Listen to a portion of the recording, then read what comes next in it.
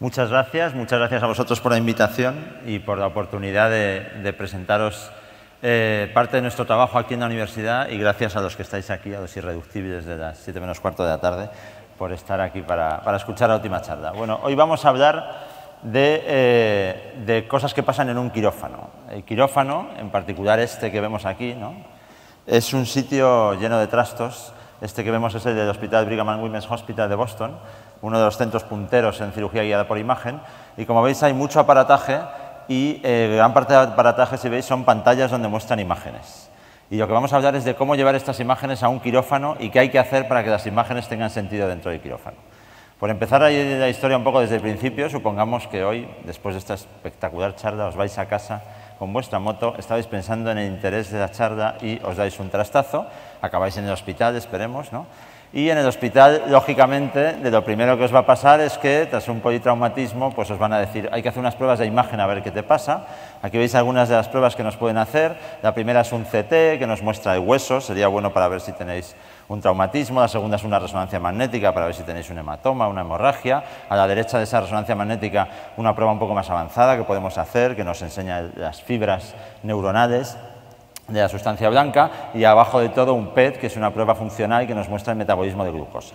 Todo esto es muy interesante porque nos permitiría diagnosticar correctamente lo que os podría pasar, y tras esto, pues el médico pues, se reuniría con vosotros y os diría, mira, me temo que hay que acabar en el quirófano. Esto nunca es una buena noticia, pero lo que pensaréis es, bueno, si mi médico tiene tantas tablets, teléfonos y pantallas como yo en mi casa, fijo que todas esas imágenes que hemos visto van a acabar en el quirófano y mi cirugía va a ser algo así.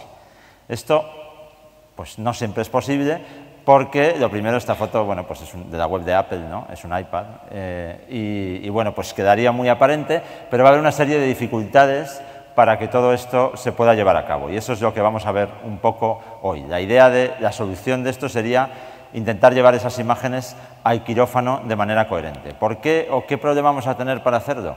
Lo que vamos a tener es que el cirujano, cuando piense en la imagen en la que hemos encontrado algo que él quiere encontrar en el paciente, su problema va a ser dónde están las cosas que están en la imagen en mi paciente. ¿Cuál sería la solución para esto?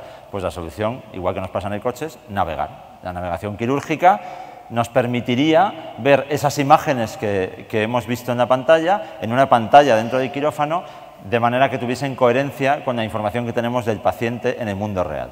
Para eso necesitaremos unas cámaras, por ejemplo, ahora comentaremos un poco la tecnología, en este caso serían unas cámaras infrarrojas, y necesitaremos que el instrumental quirúrgico que veis en las flechas amarillas tenga algún tipo de referencia, de manera que sepamos dónde está. Y con todas estas piezas seríamos capaces de navegar el paciente. Entonces, ¿qué nos hace falta para todo esto? Pues igual que cuando vamos con el coche nos hacen falta dos cosas para navegar. Una es el mapa y la otra es el GPS. El GPS nos permite saber dónde estamos en el mapa. Pues de igual manera, en el caso de nuestras imágenes, necesitamos dos cosas también. En el caso del mapa son las imágenes de las que estábamos hablando, con lo cual esas imágenes son las que nos muestran dónde estamos en el paciente y las que nos ayudan a saber si vamos por buen camino o no. La segunda cosa sería el GPS, y el GPS en nuestro caso son sistemas de posicionamiento. Los sistemas de posicionamiento nos van a dar información de dónde están las cosas en el mundo real y vamos a poder ponerlo todo junto.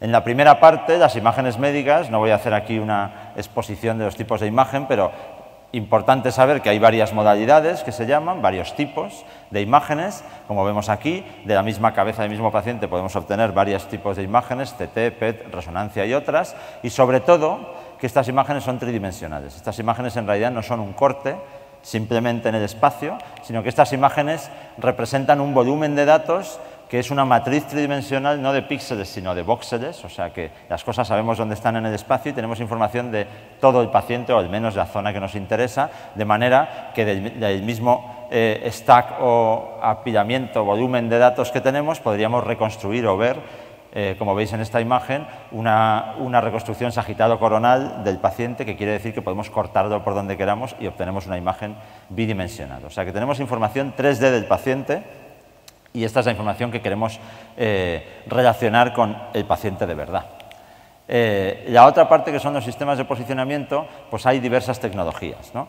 Los sistemas de posicionamiento nos permiten, como decía, conocer las coordenadas tridimensionales de objetos en el mundo real. Hay tres grandes grupos, mecánicos, magnéticos y ópticos. Los mecánicos, pues haremos una mención aquí, porque para aquellos que os podéis dedicar a la robótica, pues pensáis, pues si yo tengo un brazo, en el brazo simplemente pongo unos encoders, conozco las relaciones entre los brazos y con esto puedo saber dónde está el instrumental que ponga al final del brazo y lo puedo utilizar en un quirófano. La idea no es mala, pero tiene muchas pegas. Las pegas principales es que solo podemos posicionar una cosa y si queremos posicionar dos, necesitamos dos brazos, y la pega principal es que el cirujano probablemente no nos vuelva a hablar después de meter este brazo en su quirófano, ¿no?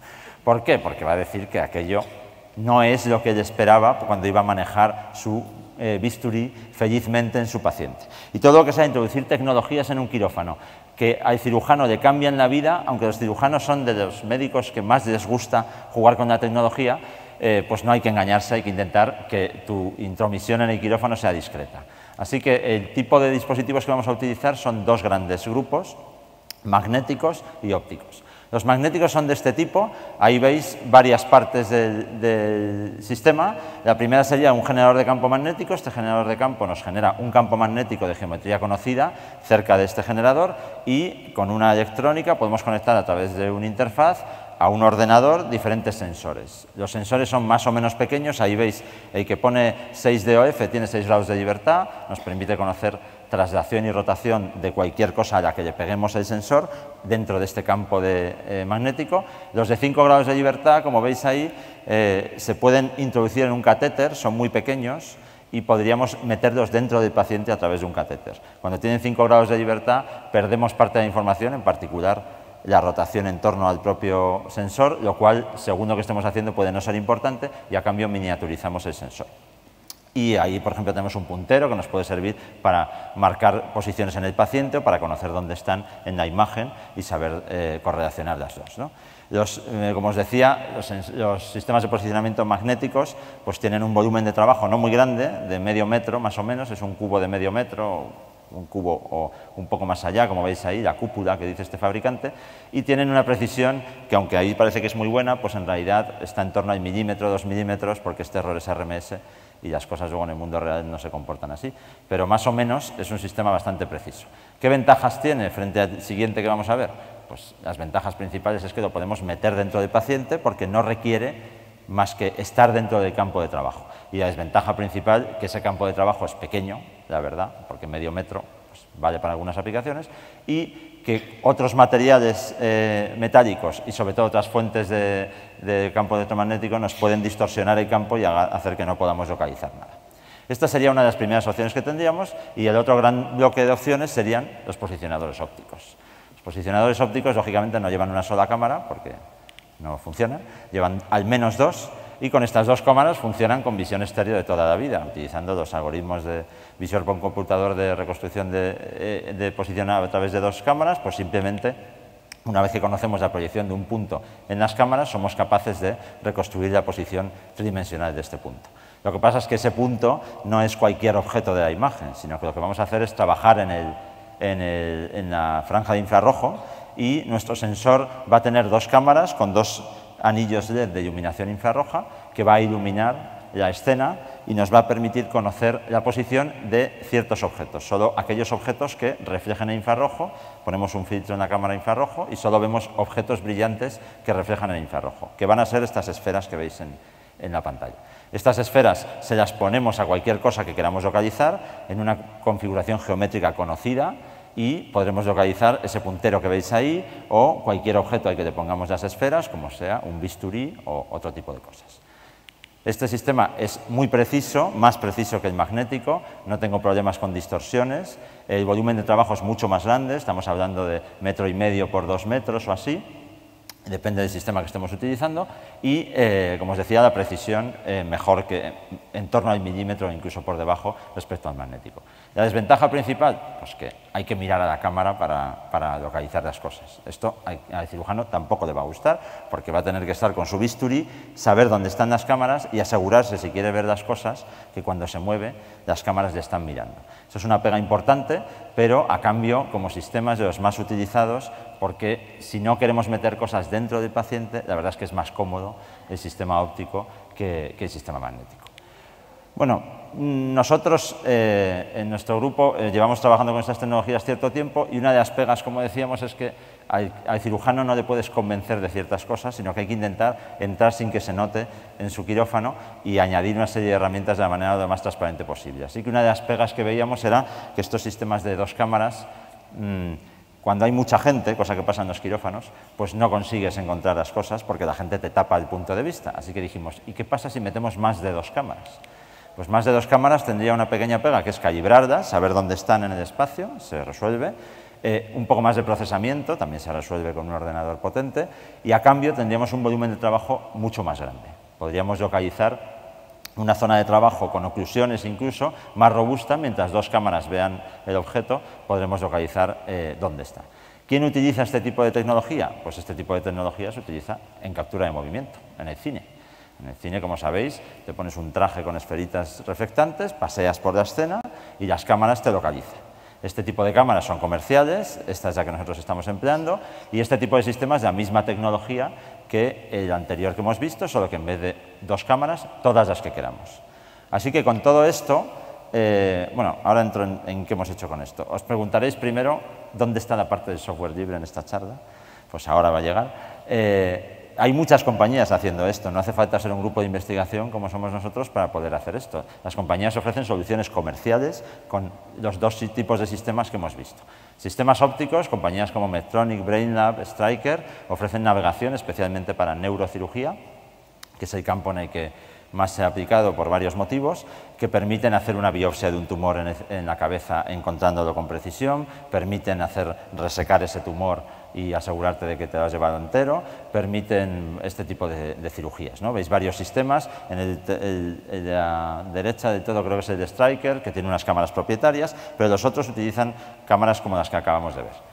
Y en la parte magnética pues también hay muchas aplicaciones, Esaote, Hitachi lo utilizan para ecografía, para conseguir, mientras haces la ecografía, relacionar esa imagen con otra imagen previa del paciente que te ayude a encontrar un tumor, por ejemplo, para poder quemar ese tumor con radiofrecuencia, o compañías como Biosense tienen un software, el Carto, que te permite hacer mapeo del potencial de la pared del corazón metiendo un catéter dentro del paciente y posicionándolo con posicionamiento magnético, ¿no?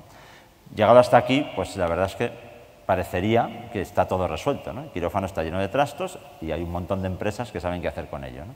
¿Dónde está el hueco para el software libre y para la investigación? Pues el hueco está en que muchas de estas cosas que hacen las empresas están bien, pero cuando quieres probar algo nuevo, innovador, en un área en la que a lo mejor la empresa no ha entrado, pues la empresa no va a entrar porque tiene cosas mejores que hacer y tu trabajo como investigador es demostrar que a lo mejor era una buena idea, ¿no? Pues eso es un poco lo que hacemos nosotros. Tenemos un grupo de investigación aquí en la universidad que colabora con el Hospital Gregorio Marañón y nos planteamos introducir este tipo de tecnologías en escenarios de tratamiento que no eran los más habituales o que no eran los que las empresas están ya resolviendo. Para hacer esto nos planteamos, bueno, pues hagamos nuestro propio sistema. Este es uno de los quirófanos del hospital. Este quirófano es el quirófano de oncología radioterápica, donde se operan tumores y se radian con una serie de tecnologías en las que no voy a entrar hoy. Pero, como veis, en este quirófano nosotros hemos hecho una serie de modificaciones, que es, lo primero, poner cámaras de posicionamiento infrarrojas. Son las cámaras que hemos visto anteriormente, las hemos puesto en el techo, hay 8 cámaras y esto permite que en todo lo que es la camilla quirúrgica donde vas a operar al paciente, estés en un lado o en el otro, vas a poder navegar. Como están en el techo no tienes ni que mirar a la cámara porque siempre hay alguna que te mira a ti. Incluso teniendo 2 o 3 personas encima del paciente vamos a poder posicionar objetos dentro del paciente. Vamos, dentro del paciente no, pero en el campo quirúrgico. Además hemos introducido unas pantallas, ¿no?, para poder ver esta navegación de la que voy a ir hablando y de manera que esto esté conectado a todo el sistema. Y finalmente el objetivo sería que el cirujano pueda hacer esto. Aquí veis un oncólogo radioterápico, está colocando un dispositivo, un aplicador que se llama, es como un tubo de metacrilato en el que se va a utilizar para entregar o para depositar radiaciones del lecho tumoral y matar las células tumorales que hayan podido quedar tras la resección, ¿no? La idea es que nosotros queremos guiar procesos como este, que no existe ningún software comercial para hacerlo, queremos guiarlos con navegación y queremos ver si es una buena idea o, sinceramente, no hay que entrar, por así decir. Entonces, ¿cómo lo vamos a hacer? Pues el problema de esto es que nosotros estamos en las 2 primeras cajas de esta diapositiva, las empresas están en la tercera, y tenemos varias opciones para intentar resolver el problema. La primera caja es cuando dices, ¿es esto una buena idea? Y entonces haces un prototipo, tú contigo mismo, convences a un cirujano, lo pruebas en maniquíes, quizá en un paciente, no lo sé, y ves si aquello es factible. En caso de que sea factible, dices, pero además de ser factible, sería una buena idea hacerlo más de una vez en la vida, y entonces vas a la caja número 2 e intentas probarlo en más de un paciente o en más de un maniquí y demostrar que aquello es una buena idea tú con tu médico de cabecera que te ayuda. Y la tercera fase sería, esto es maravilloso, transfiramos a una empresa y que desarrolle una solución clínica. Para entrar en esto, pues claro, el desarrollo un poco de andar por casa al cirujano le suele dar problemas, porque cuando aquello se tuesta varias veces y no funciona, pues no se va muy contento y no vuelve a dejarte entrar en el quirófano. Y entonces, otra opción sería decir, no, voy a contactar con la empresa y que me deje una puerta de atrás a su software y yo hago mis pruebas. Eso lo hemos hecho y la verdad es que los tiempos de desarrollo no son los mismos.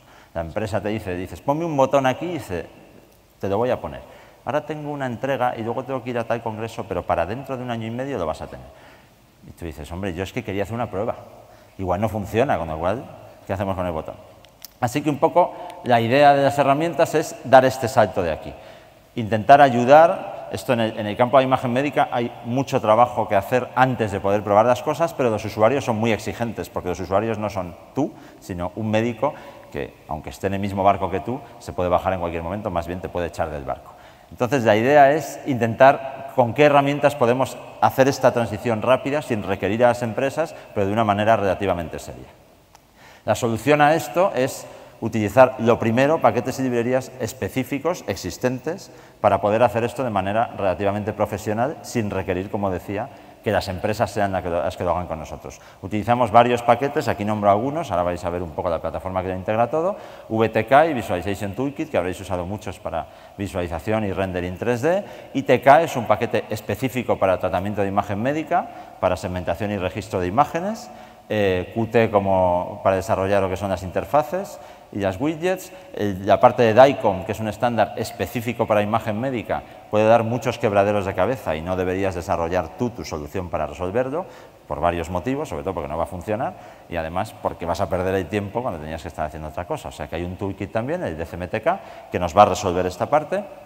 El Common Toolkit es otro de ellos que integra varias cosas, widgets específicas para imagen médica, partes de DICOM que no están implementadas en DCMTK y todo esto lo juntamos y lo utilizamos para nuestro desarrollo. Antes de ver cómo funciona, la pregunta también es, qué chulo, pero cuando acabemos la empresa va a decir que tiene que empezar desde cero.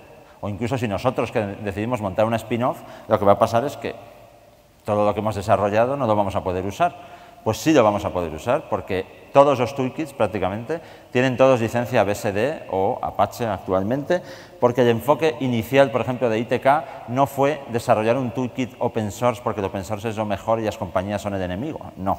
El enfoque fue, hay que desarrollar un toolkit profesional que implemente los algoritmos del estado del arte y que si funcionan se pueda transferir al sector productivo. Porque la única manera de llegar a más pacientes que los que viven en tu hospital es que lo monte una empresa, porque va a hacer un mercado y va a hacer una serie de cosas que si hay un nicho de mercado tiene que hacer, pero no lo vas a conseguir a base de herramientas que hagas tú solamente, entre otras cosas porque es ilegal, porque no puedes operar pacientes con un software que has hecho tú, puedes hacerlo, se llama ensayo, pero siempre es un ensayo. Si quieres que se convierta en un producto, tiene que ser algo que se pueda transferir con facilidad a la empresa. Otro de los motivos también es que no quieres reimplementar las cosas en general porque no suele salir lo mismo que en el paper que estás copiando. Y lo segundo, porque estás perdiendo el tiempo. Alguien ha publicado un paper, tú deberías poder utilizar sus resultados sin tener que volver a implementarlo. Luego, si el que ha publicado el paper publica su código y lo pone en este marco de trabajo, tú lo vas a utilizar más rápidamente. Si lo ha publicado, ya patentarlo no lo va a patentar. Si lo quería patentar, que no lo hubiese publicado. Entonces, la idea es que nos podemos apoyar unos en otros y aprovechar el resultado de los anteriores. Y aparte, a los que nos dedicamos a la ciencia, se supone que buscamos impacto de nuestros desarrollos. Si mi desarrollo es bueno y la gente lo usa, es más fácil que citen mi paper. O sea, que parece hasta una buena idea publicar mi código de manera libre y disponible y con este tipo de licencia que hace que el que lo quiera usar, lo pueda usar.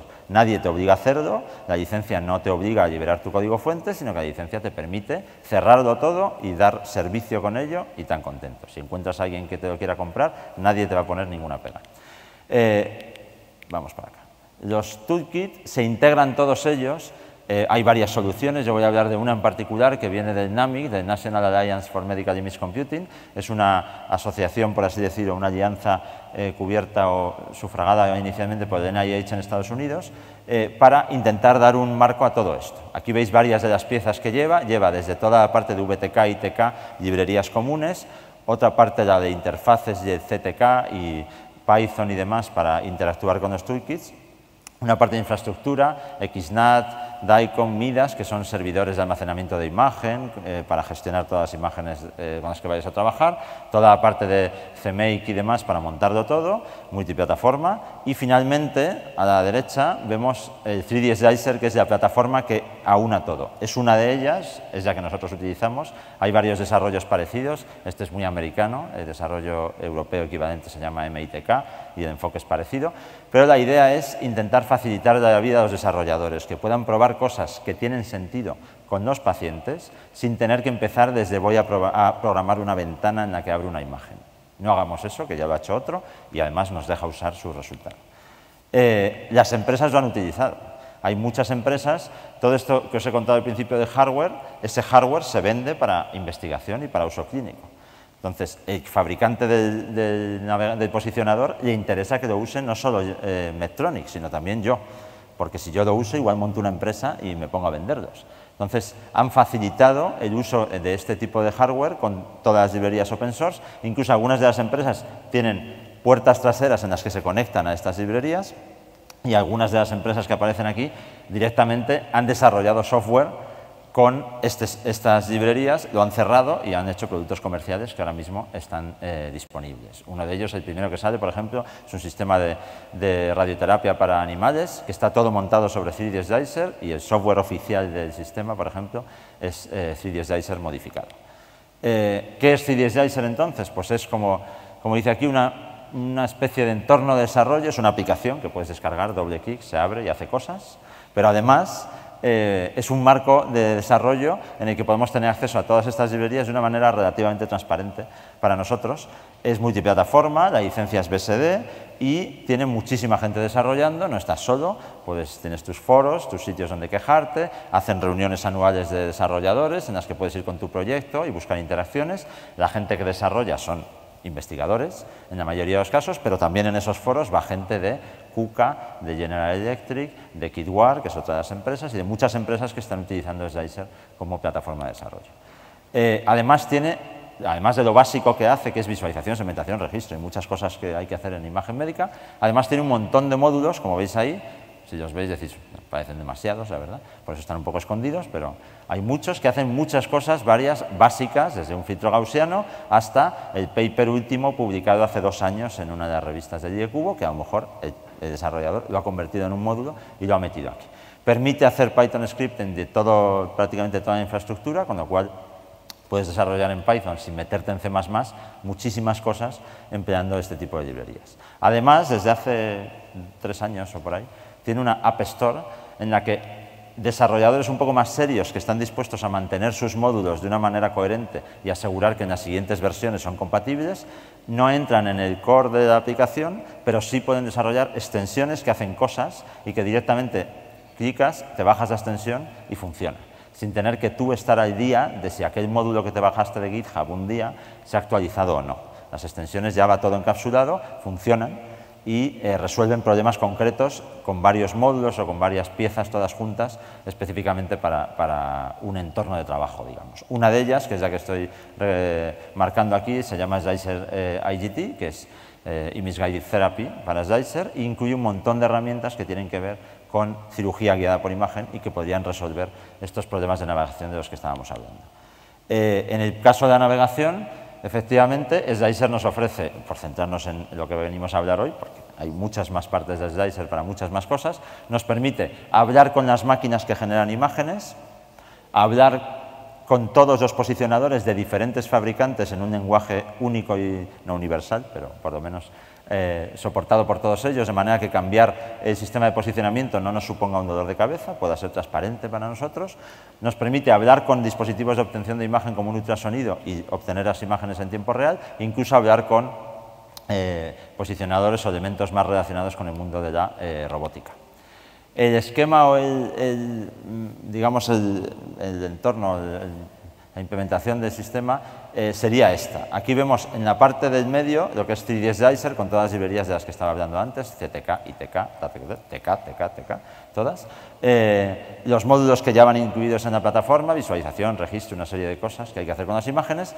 Y luego hacia arriba tenemos las extensiones, ahí hay dos ejemplos, la parte de cirugía guiada, a la derecha la parte de radioterapia, que implementan cosas que son muy específicas, que no están en el core de Slicer, pero que simplemente instalas y ya está. Arriba del todo las Slicelets, que son interfaces más sencillas para que el cirujano, que hemos dicho que uno de nuestros objetivos es que el cirujano nos siga hablando después de cada cirugía. Y para esto es importante que la interfaz no sea esa que he enseñado en las otras diapositivas, tiene que ser algo sencillo. Las Slicelets son una cosa que se ha incorporado hace poco para facilitar interfaces táctiles incluso. Y abajo del todo tenemos algo que resuelve nuestra parte específica de cirugía guiada, que es el PLAS. El PLAS es una serie de librerías que interactúan con el hardware y además luego interactúan con Slicer con el protocolo OpenIGT-Link, que es un protocolo abierto de intercambio de transformaciones geométricas.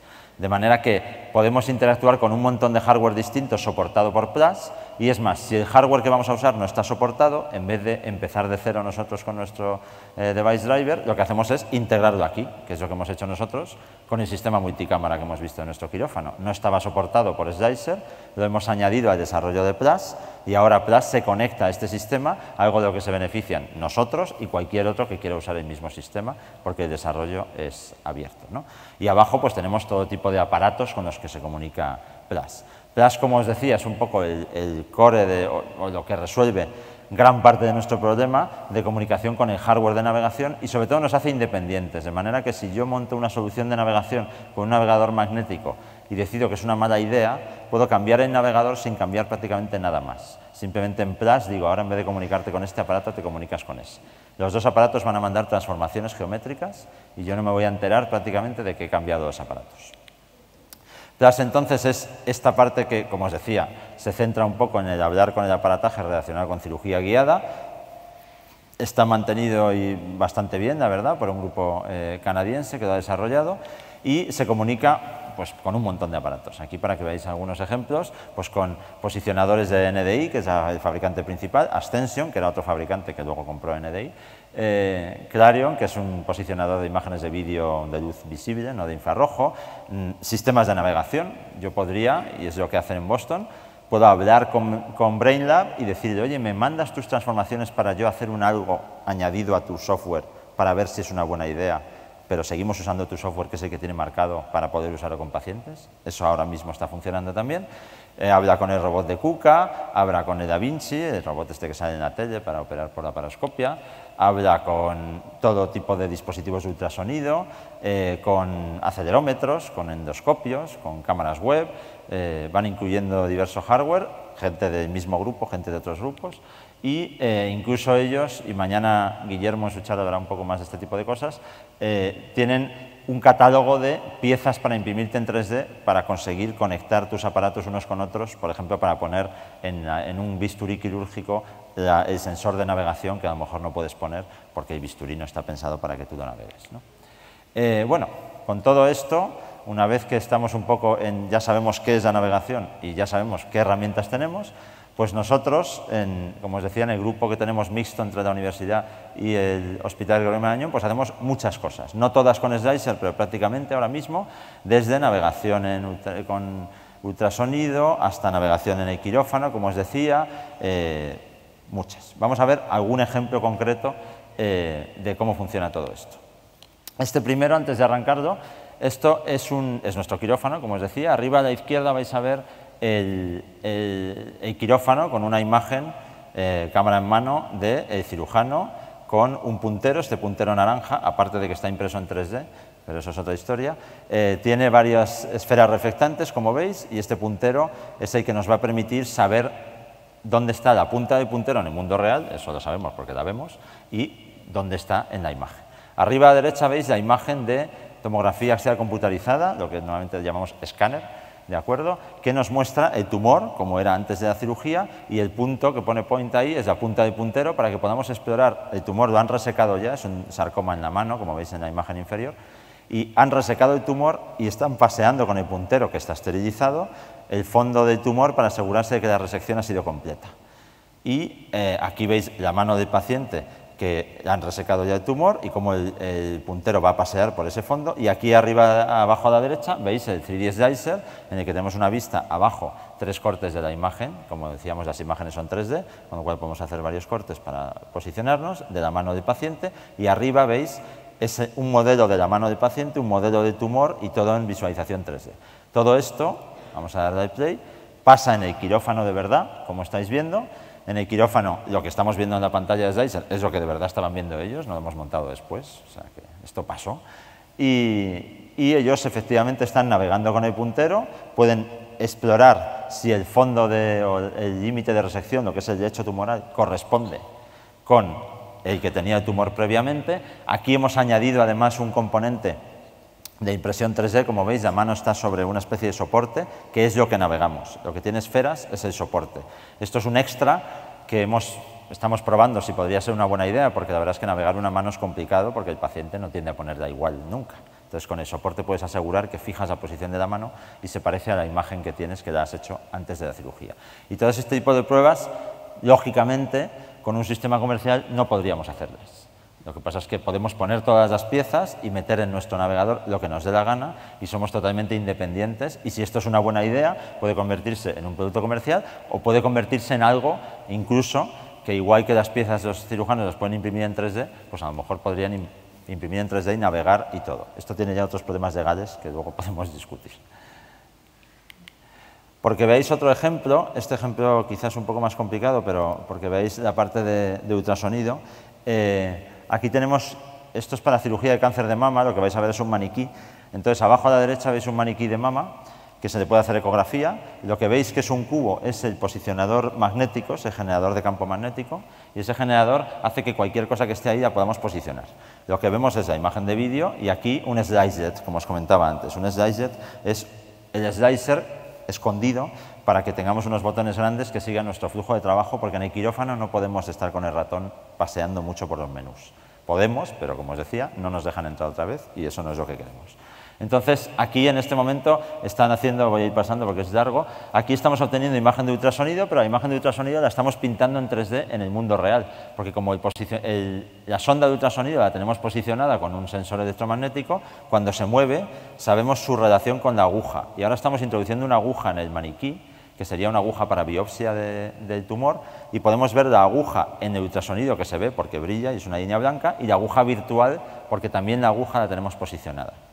De manera que esta imagen, que era una imagen bidimensional y ya está, ahora vive en un mundo tridimensional y podemos saber dónde están las cosas. Ahora estamos pintando el tumor.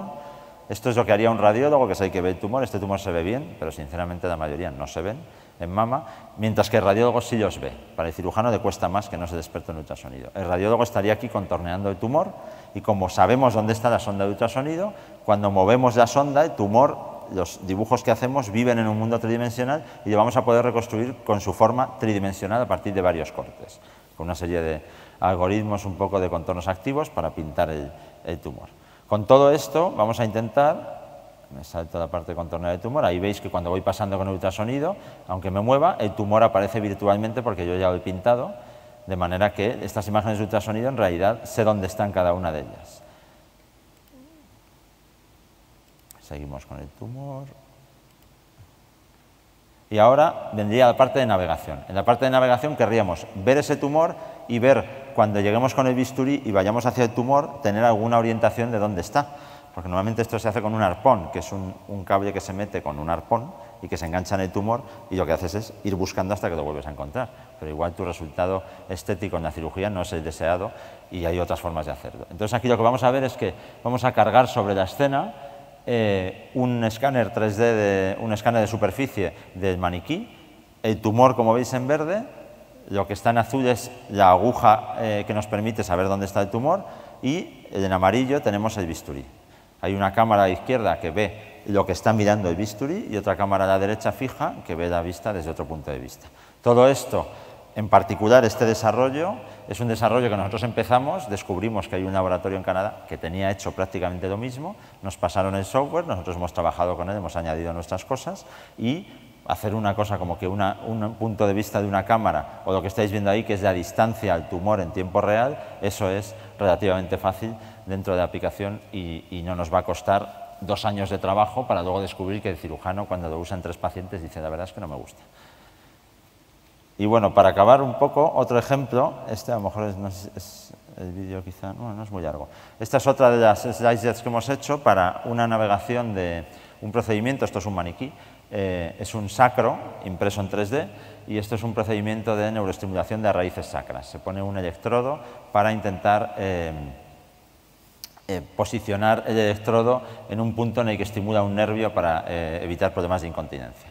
Entonces, aquí lo que hemos conseguido hacer es un visor que te permite conocer la trayectoria que deberías seguir y seguir esa trayectoria con navegación. Pinchas con una aguja y la aguja la estás navegando para saber dónde tienes que ir y ese cono nos muestra lo cerca o lejos que estamos. Aquí veis la prueba en maniquí, la verdad es que eso era un maniquí, como veis. El sacro estaba metido en gelatina y tapado en negro para que no viésemos lo que estábamos haciendo y entonces vemos la aguja cómo entra de verdad y la aguja donde entra en el mundo virtual. Y nos estamos guiando únicamente con la navegación, porque no vemos nada, cosa que es lo mismo que pasa en el paciente, porque los pacientes no son transparentes. Entonces, gracias al sistema de navegación podemos insertar la aguja en el sitio que habíamos planeado y la cirugía podría durar menos tiempo. Bueno, hasta aquí un poco lo que os quería contar y dejamos un poco de tiempo para preguntas. Y antes de terminar, por supuesto, decir que aparte de proyectos que nos financian y tal, somos mucha gente, yo estoy aquí un poco en representación de un montón de gente que trabaja con nosotros, no solo ingenieros, que hay bastantes, físicos, matemáticos y otras cosas, sino muchos médicos de diferentes especialidades que confían en que tenemos algo que aportar desde este punto de vista. Y ahora, pues si tenéis alguna pregunta, pues estoy encantado de contestar.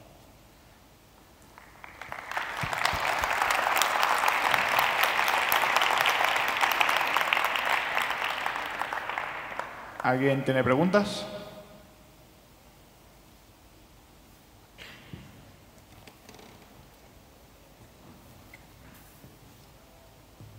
Sí, buenas tardes. ¿Puede hablar un poco de los problemas que se podrían derivar de la impresión 3D? Me imagino que es relacionado con la FDA, ¿no? Bueno, es un tema bastante complejo. Mañana le puedes volver a preguntar a Guillermo a las 2:30, Rodríguez, que dará una charla al respecto. El problema, hay varios problemas, porque yo haga una pieza impresa en 3D, la esterilice y la use para ayudarme en algo, no es mucho problema. El problema es cuando toco al paciente con ella y sobre todo si la quiero meter dentro del paciente. Ahora mismo lo que nosotros estamos haciendo es imprimir en PLA, en ácido poliláctico, que es biodegradable, con lo cual si quedase un resto dentro del paciente se biodegrada. Pero la verdad es que es dudoso. En Europa hay más permisividad a este respecto y en Europa se están haciendo más cosas, se están haciendo guías quirúrgicas, que son cosas de las que mañana va a hablar Guillermo. En Estados Unidos la FDA se ha puesto muy puñetera con esto y están más dedicados a la parte de simulación y planificación de la cirugía y no tanto a meter cosas que has impreso tú en el paciente. Por supuesto, lo que sí que puedes hacer es imprimir en una de las empresas como Materialize o una de las empresas de implantes que, por así decir, Materialize tiene varios materiales que sí que están certificados para dental o para otras cosas y pasar por ese camino. Lo que también hay es todo un camino de tipo movimiento maker en el que dices, oye, si soy cirujano y puedo yo decidir cortar por aquí, ¿por qué no puedo decidir imprimo una pieza que me ayude a hacer ese corte? Entonces, esto es un debate en el que en general la Agencia de Medicamento, por ejemplo, en España no es que esté en contra, pero tampoco a favor, están un poco a verlas venir. ¿Y qué utilizáis para limpiar la pieza? ¿Etileno, no? Utilizamos óxido de etileno para el PLA, que tiene un poco de pega de la temperatura de transición vítrea del PLA, es más o menos la misma que la de esterilización y entonces puede deformar ligeramente las piezas. Puedes hacer un ciclo también a baja temperatura y si no, lo que puedes hacer es escanear luego con un CT las piezas que has esterilizado dentro de la bolsa para que sepas qué forma tienen. Hay muchos otros materiales que yo creo que que soportarían autoclave, pero tienen la pega de que muchos de ellos son tóxicos y no son biocompatibles. Vale, gracias. ¿Más preguntas?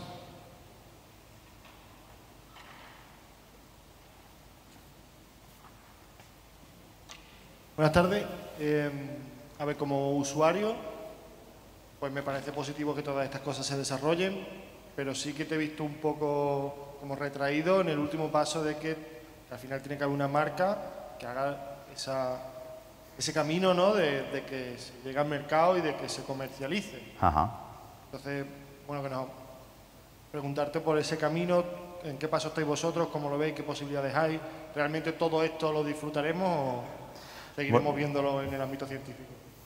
Gracias. Hombre, yo creo que hay muchos caminos posibles en paralelo. O sea, las empresas, de lo que ven hacer en diferentes grupos de investigación, en muchos casos ellas lo vuelven a repetir porque saben que yo y varios más lo han hecho y tiene sentido y no hace falta que contacten conmigo. Lo cual, teniendo en cuenta que los investigadores estamos financiados muchas veces con dinero público, tiene también su sentido. Quiero decir, tú has publicado, el que quiera leerlo y hacer algo con ello, a mí ya me han pagado, por así decir.